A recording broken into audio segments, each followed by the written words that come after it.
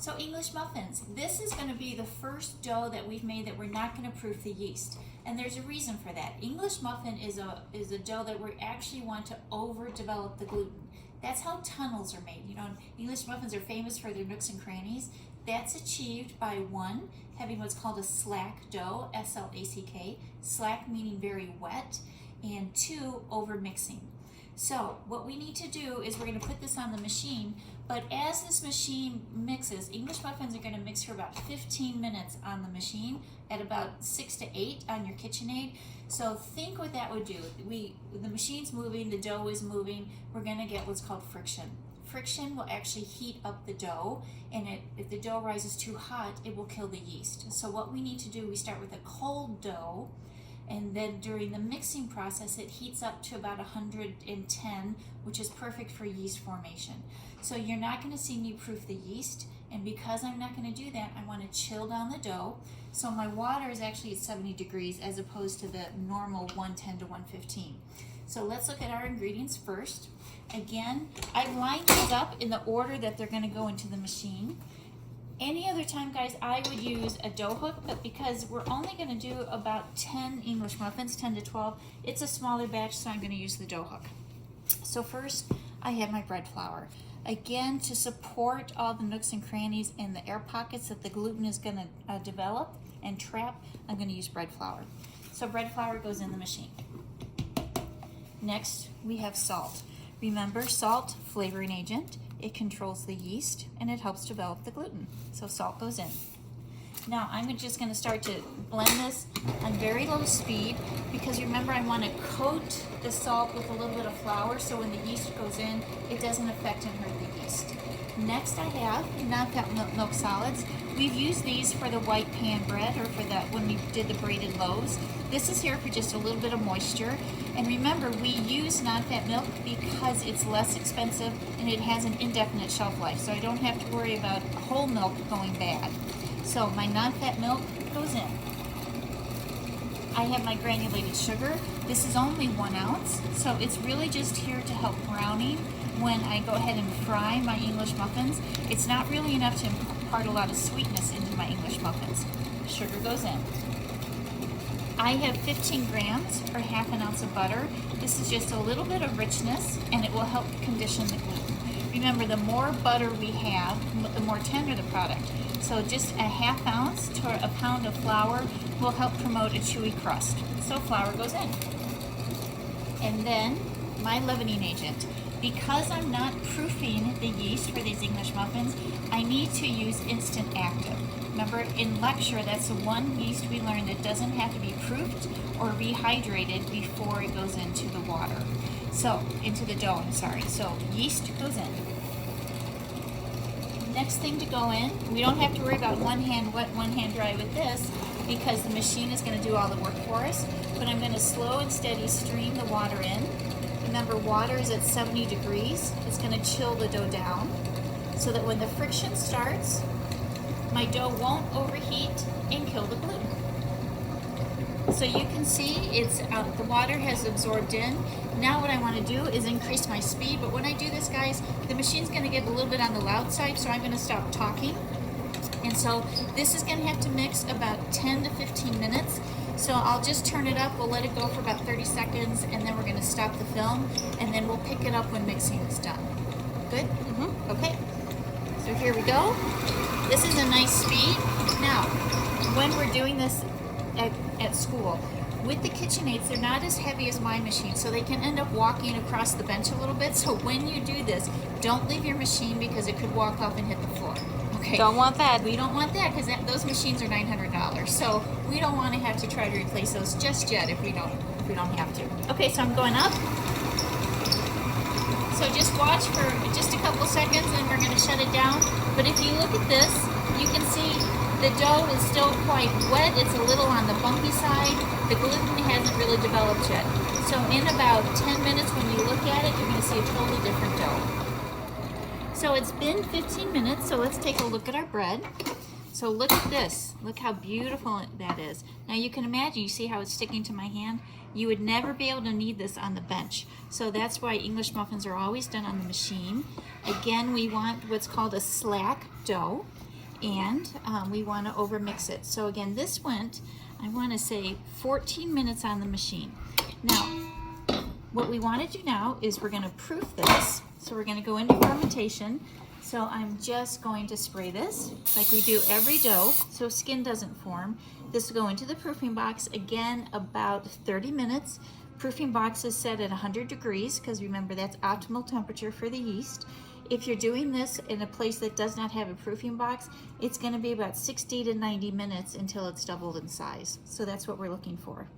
So let's look at our English muffin dough. What I want to show you is the gluten window. So I should be able to take this dough and stretch it, and you see how thin that's going? You can actually see the veins of the gluten. Pretty cool, right? Yeah. So when you see this, you know that fermentation is done. So again, I'm going to take this out. I'm going to put just a little bit of dusting flour on the bench just because the English muffins are pretty wet. That's as easy as English muffins are to punch. And again, I'm going to go to a 3-ounce piece. So let's see. Nope. Okay. You'll notice right now I'm just going to set them on the flour because I am going to have to boil these. And so just a little bit of flour will make it easier for me to work with.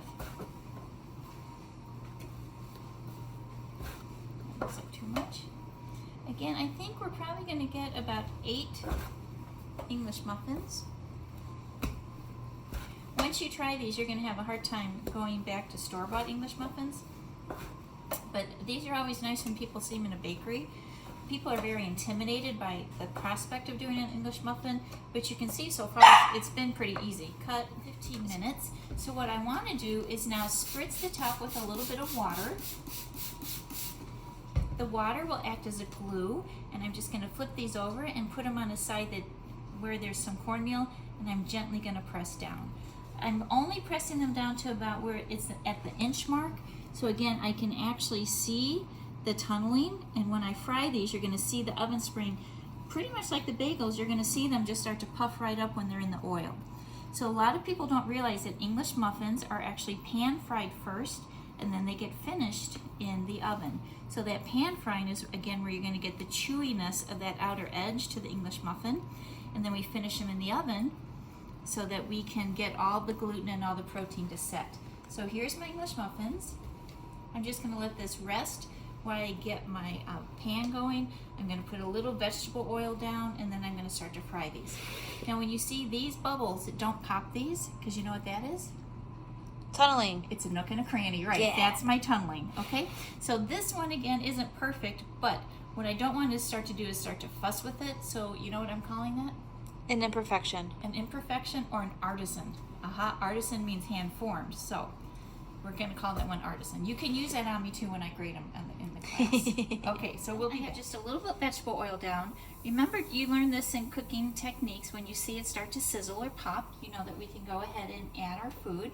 So my English muffin, I'm just going to gently place it down. It's kind of like I'm sauteing. I have just enough oil to make it crunchy where it's not getting deep fried. And if you zoom in, you can see on the sides, you see how that's actually rising? Mm-hmm. You can see these bubbles, and you can see it on the top. That's oven spring that's happening. We're going to fry these until we like the color of them. So that might be about, depending on how hot the oil is, we don't want it too brown. So we will check them after about 15 seconds. When we like the color of them, we're going to flip them. So see how that color is starting? Mm-hmm. We're not quite there yet, though. And look at that big, look at these Look air at these bubbles. nooks and crannies. Those nooks and crannies are going to fill in with some butter and some homemade jelly from Baking Fundamentals 2 class, right? Yum. Yum. Okay, so we're just hanging out here. They've almost doubled in size already. I want to check my color again. So that looks good. So I'm just going to flip this. This is for, you said 15 seconds about, right? 15 to 30 seconds, depending how hot the oil is. The house is starting to smell a little bit like popcorn. Yes. Look at that beautiful color. Yum. I'm going to fry this side too until I like the color of it. And now, again, let's look at the sides of it and look at that. This is where you can see that we have our oven spring is happening right here on the griddle. Yeah. So once these come off, obviously it's not enough time to cook all the proteins out. So these are going to have to go into the oven. They're going to go into about a 375 oven, again until minimum temperature is 180 to 185. These will probably go maybe till about 200 degrees. Let me check my bottom. Oh, that looks good. Yeah. So I'm going to pull this off. I'm going to put it right back on the same sheet tray. I like this side better. That one looks better, so I'm flipping it back over. And then what I'm going to do is just check my oil, make sure I still have enough down. I think I'm going to need a little bit more. So just a little bit more vegetable oil is going to go down. I have to wait for that to heat. It won't take too long because the pan is hot. And then I'm just going to do my last bunch. So since it's 5, I'm just going to kind of squirrel that one right in the middle. Now, because the pan is so hot, these are going to cook faster, so I'm just going to turn that heat down a little bit. You can see the bubbles already. Yeah, and look, you can see them rising. And look at this. This is a thing of beauty. Look at that. Can you see those edges? Yeah. That is lovely. Hands down. They're a little brown. Okay, go. So I'm ready to flip these. You can tell my pan was much hotter this time because they're a little bit darker. I wouldn't want them this dark, but it'll still be okay. So I'm just going to take the other side a little paler, and that will just kind of even them out. And again, you can see all these beautiful pockets, and that's why we put in all the work. And you can see that the English muffins haven't been too much work at all. So while these are finishing frying, let's review what we did. Remember, we over mixed these, so that's why we used the mixer. We took our water temperature to just 70 degrees. You can see that side looks better. We put in all of our ingredients. We did not proof the yeast. We mixed them for about 15 to 18 minutes because we want to overdevelop the gluten.